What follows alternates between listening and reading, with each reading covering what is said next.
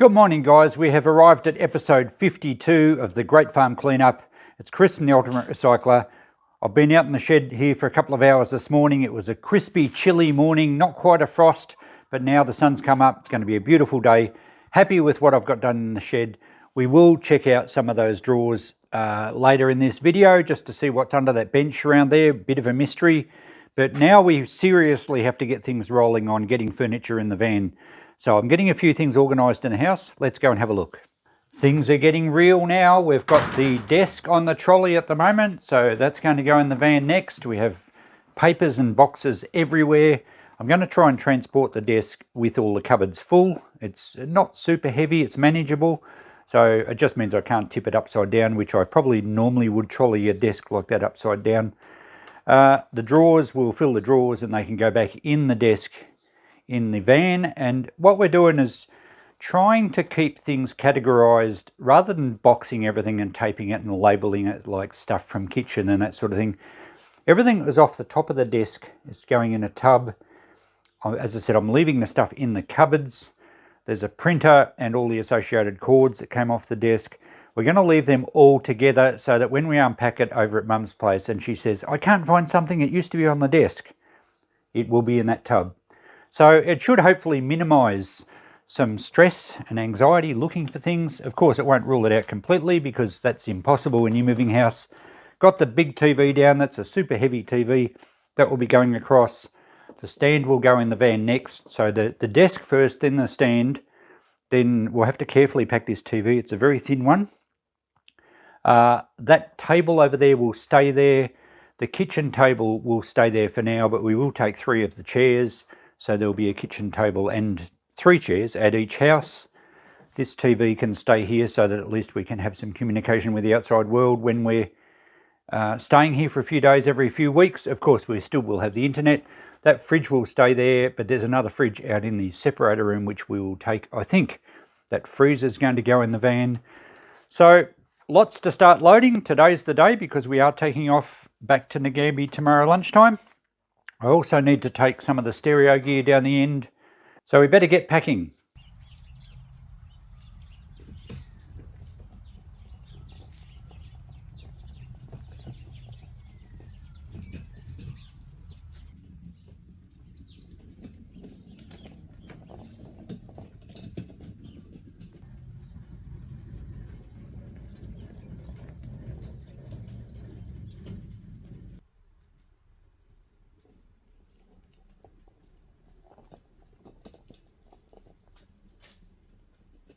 Okay, apologies guys, I've been neglecting you all day. We've been, other than getting that furniture in earlier, I've been flat out packing boxes and getting a bit more stuff in.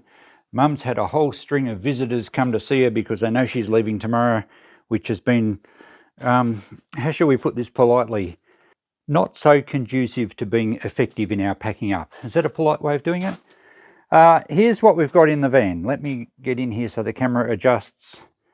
We've got the big table from the dining room or the lounge room, the big TV stand, the office desk, a row of boxes underneath the desk and underneath the TV stand.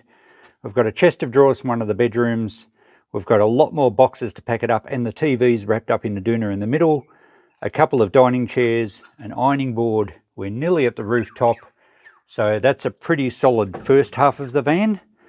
The second half, we've got some more milk crates, and I do like packing with milk crates. They stack very well, and you can get a lot of space in a given square metre. The washing machine, which I'm sure is the heaviest one that has ever been made by humans. I got it up the ramp. Now, the big shelf unit out of the separator room, I broke in half because it was too tall. When I say broke, I unhooked it. And it's providing a nice little framing to protect some of the pot plants. I'm going to put the other half on top because sideways they will fit within the roof. So we've got some very important pot plants to take back. There's the other half of the rack. And there's an enormous pile of pot plants that Mum wants to get next trip, and we've got some locals that are going to come out and water them, which is fantastic. There's some more in there. And I emptied this front section and I started packing out the back. We've got 2 bedside tables under there. More milk crates and the meditation board that Mum uses, and yeah, a lot of other stuff in there. Still got more to go. We of course have to pack our bags. Mum's got a couple of suitcases to go as well, but I think we'll get a few more milk crates stacked up in there first, and I will put a couple more pot plants on the step just before we close it. So it's been pretty busy all afternoon. I haven't had time to film.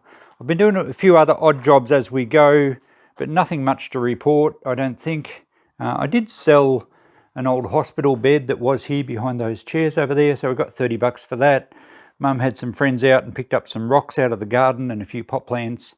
And then, yeah, there's been other friends that she's had for many years in town that have come out to, you know, say bon voyage, for want of another word.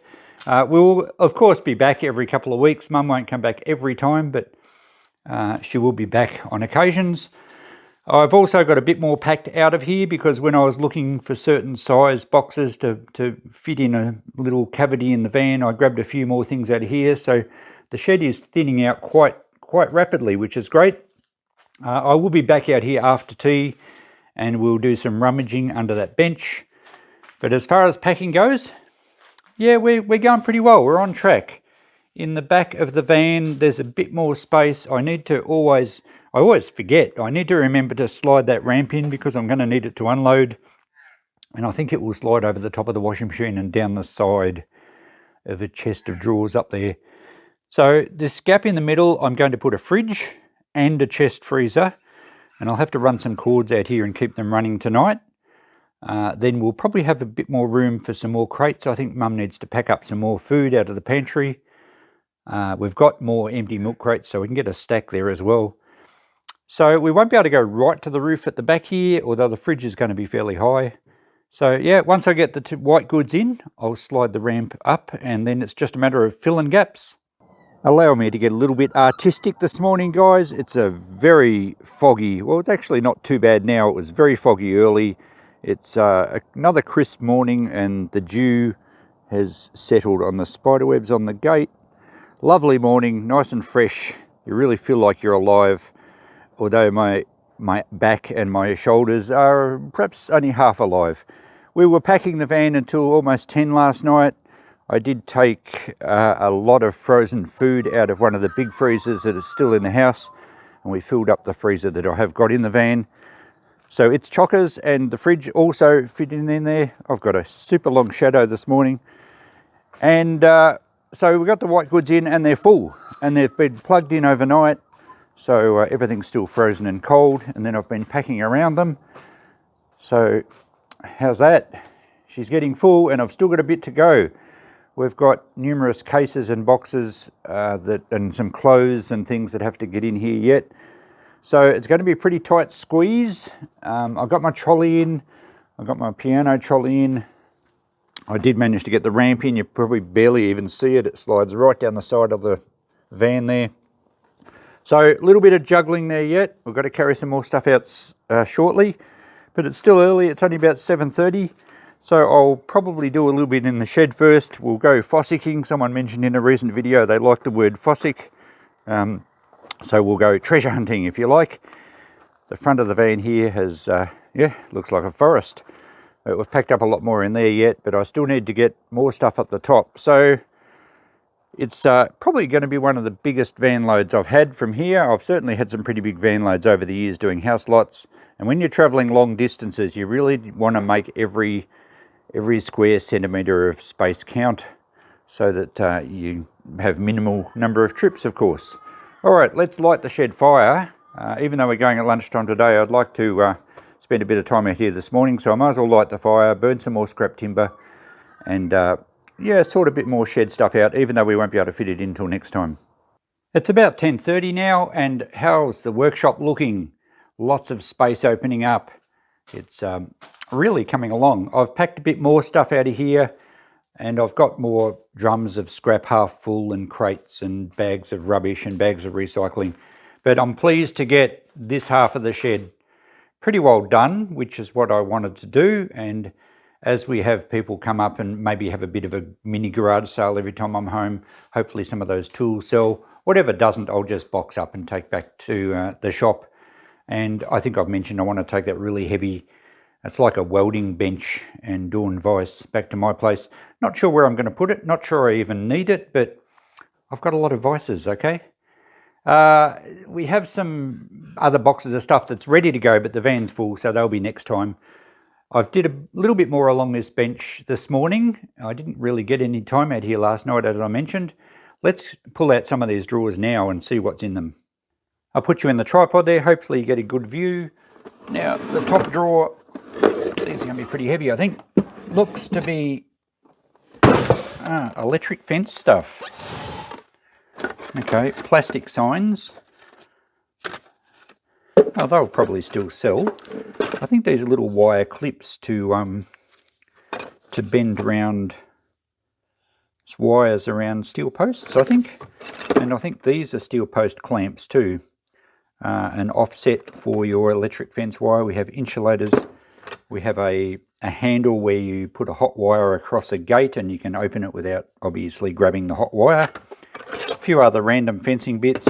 So not much value in here. I may pull out a few bits, but I may sell this as one entire box full of electric fence stuff, and it might only be like 20 bucks or 10 bucks or something. I have no idea how much these clips are to buy, but I think they'd still be current. I'm pretty sure they go around one of those star pickets or steel posts. Anyway, let's just move this out of the road and we'll get another old drawer up here. Right, these are very old drawers, and I don't know where they came from. They could have even come from my grandfather's place. So the drawer itself's pretty cool with all little holes in it. It could mount up on a wall as a little shadow box. Definitely a saleable drawer. What have we got in here? Just a piece of metal, an amber jar with nothing in it. Oh, it looks like it was maybe peanut butter originally. Eater. It's an old jar actually, probably 1950s. Anyway, don't think there's a lot of value. We have a aluminium, what was that? I thought it was an ignition coil from a car, but I don't think it is. It looks familiar, I just can't quite place it. It can just go in our aluminium scrap though. Little odds and ends, not sure what that is. Part of a water pump seal, maybe. Bits of water piping. Lots of random bolts and things. So we'll go through this as we're doing the other hardware and we'll get a fair bit of scrap metal out of it. Lots of these knife sections from probably a binder or even a header, a finger knife. So I think they're just called knife sections. Some of them are serrated. These I think they're quite worn down. And they can be very sharp, of course, but these ones are clearly very second-hand. If they were new, I would try to resell them. I think machinery still uses these, but then again, it depends on the spacing for the mounts. I think these can all just go in the scrap metal bucket. They'll add up to a fair bit of weight. All right, let's dig deeper in this front section. That's the bracket from one of the old bedside reading lamps that are spring-loaded and you clamp on the bed head. Not much good there, just scrap. What's this? Some sort of ornamental chain. Interesting. I better check to see if that's magnetic. Yeah. So we're not lucky enough to find a 925 sterling silver necklace. But anyway, that can probably just go in the scrap. I don't think it's good enough to sell. Other little fittings here. There's a little brass water tap of something, or brass tap of something. There's a new knife section. You can see it's got really sharp serrations there. So if I find a few new ones, I might try and sell them. More brass fittings, look like little spray nozzles. Oh no, that's an electrical fitting. That will be brass. A dog collar. Every old box needs an old dog collar. Lots of bolts. More bolts. Down this end we have some hooks here. These were from... Yeah, they go that way. I think this is for a steel cable and a split hook. Yeah, I think that's too good to throw in the scrap. Just lots of... Oh, that's what they call a bill hook out of a binder knotter mechanism. So it's like almost like a parrot's beak. And it's all seized up. But when the machine's in operation, the centerpiece actually opens out like a beak and it grabs the string and it pulls it through, and the loop around the outside slips off and it ties a knot around your hay bale, Very ingenious. I don't know how the guys actually invented those sort of things. It's amazing what the humanity has come up with. That's part of a whippersnipper, a nice coat hook, a brass or bronze bearing cup. Oh, I thought that was a artillery shell for a moment, but no, it's just a bit of gull downpipe spouting. Yeah, definitely steel. That's a shame. It would have been nice to find a brass ammunition shell here. Old trailer ball. These sort are illegal now. It had the coach bolt go. I don't think that was the right one. They can go in the scrap. Some light fittings from a trailer. Okay, so nothing very exciting in here at all. In fact, we've just got a lot of scrap metal. But that's fine. Easy to sort that way. But probably the best value is the nice old drawer. We'll certainly clean that up once we empty it. Let's get the next one. Looks like we have another one the same. And it's heavy, but it's a nice old drawer again. Okay, lots more scrap metal by the looks of it. These things are the hubcaps off an old, very old machinery, old plough or something. You pack them with grease so that obviously the wheels got greased. That actually looks like had a grease nipple in the end of it, but they screwed on. So they're an original hubcap off machinery. There's a few of those. Well, no one's going to use those anymore. A door handle of some very early vehicle. I've got a few of those in the shop. That's a specialised tool. It looks like it's been cast. So it's probably been made for wheel nuts on some certain piece of machinery. I would say it was designed to put a flat piece of metal in there so you use it like a socket. So that we won't scrap that, but we don't know what it suits. Lots of bits of chain links, lots of bolts, or coach bolts. A chain, oh, that's a bevel gear from some piece of machinery. Lots of things to go in the scrap, and it weighs quite a bit, which is good. Just offcuts. Nothing exciting at all, actually. Just mostly scrap metal. But again, makes it easier to sort.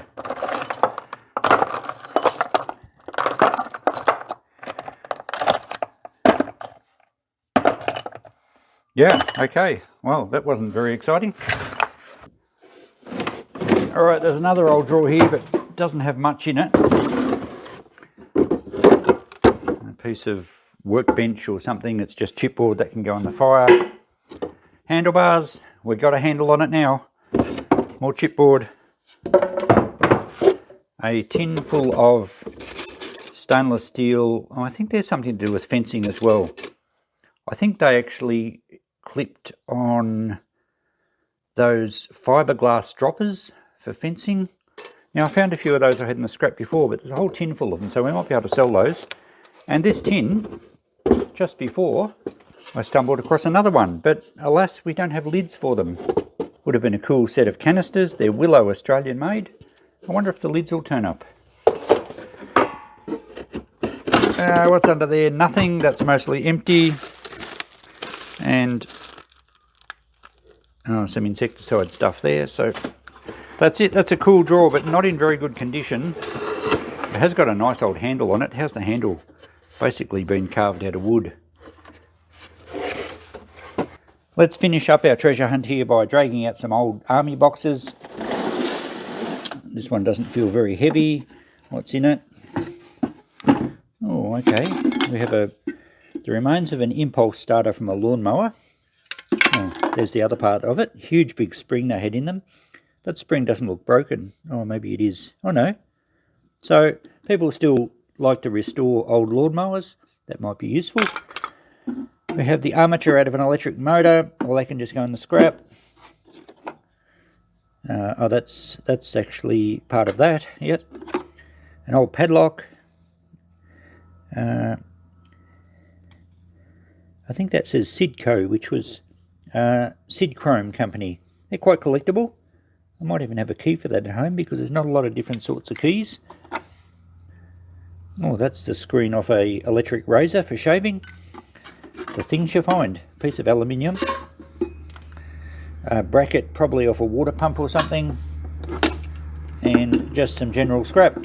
Well, again, the container's probably worth more than the contents. That's probably a $25 or $30 army box.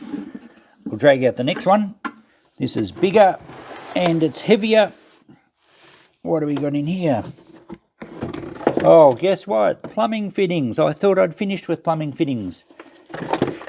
I think Dad could have plumbed an entire small town. Lots of brass taps. That's a big size one. Well, that'll sell better as a brass tap than actually as brass. But yeah, just lots of scrap metal in here, I would suggest. Even some copper pipe. So that's okay. Good for the scrap. The scrapper in me, and we will sell some of these better taps. But yeah, there you go. I thought I'd finish with plumbing fittings. Now there's more boxes further along. We'll get to those next time. And it looks like there's a lot of paint cans under there too. So we got a few good army boxes and some good scrap. There's another one here I didn't show you because I couldn't lift it. So just lots of scrap metal in that. I don't know what container it is. It almost looks like the fuel tank of an old tractor being cut in half or something. But anyway, good scrap metal again. And lots of nice old drawers. So they'll clean up quite well with a pressure wash and they'll sell very well through the shop. So we'll finish up in the shed. For this trip, I've just turned all the power points and lights off. The heater's just about out, so we're all good there. It's about getting close to 11. We want to get away very shortly. The van still needs a bit of final tweaking, but have a look how full it is. It's pretty well chockers. I've filled every gap I possibly can. We've got a pretty good load. I'm very happy with what we've got in there. Mum is amazed, and even the blue bucket man there seems pretty happy. So got everything I needed to get in, which is good. Everything that Mum thinks she's going to need, and plus extra. Now the fridge and freezer are still running. I can unplug them shortly. The front section of the van could even have more in it. We've got a few more plants to squeeze in, and I think there's another box or two inside, just small light ones to go up the top. But because we've got plants on one side, I couldn't kind of pack it right to the roof, and I'm hoping none of the boxes sort of fall over and squash the plants. I think it's fairly secure. I'll just have to be careful not to do a sharp right. And we've still got a few more boxes and stuff to put in the front around our feet and between the seats. And various things like food and the steps so that Mum can get up into the high van. So there we go. She must be sitting down on the wheels a bit. I'm sure I've had a lot heavier load when I've been carrying scrap metal. But as far as capacity goes, this is up there in the top 10 anyway. So this will finish the short series for this trip. We'll be back here in probably a couple of weeks. I think Mum's coming back with me, and we'll just continue to pack up stuff in the house. And we've still got to get a few bits of furniture, some beds. We've got to leave enough here though for us to be able to come and camp here, or even me when I come back later in the year. So I'm going to need a fridge and a kitchen table and some basics, which will all go at the end. But I've got more to do in the sheds. I didn't get much done in Mum's shed this time. There's still stuff in the feed shed and the shearing shed. Mum's finally got rid of her chickens or her chooks, so we've got to clean up a bit over there. There's some feeders and things that we can sell, a bit more scrap metal to get sorted. There's more rubbish to go to the tip. There's probably another 1 or 2 loads of wire and tin to take out. So our trips are going to be ongoing. I'll keep filming it all. We've got a lot more pot plants to take next time as well. And we might do a bit of a garage sale. So that'll be about in a fortnight's time. Thanks for coming along with us again. Thanks for all your well wishes. A lot of people have wished Mum all the best and, you know, had relayed their experiences on the stresses of moving. Mum's coping with it pretty well, considering it's a bit overwhelming, but we're getting there, and I'm glad I'm able to help. And of course, my brother Greg and his wife Estella have been here a few times packing up things, which has been a good help as well. I guess just I'm the one with the van. Thanks for watching, guys. Catch you in the next video. Bye for now.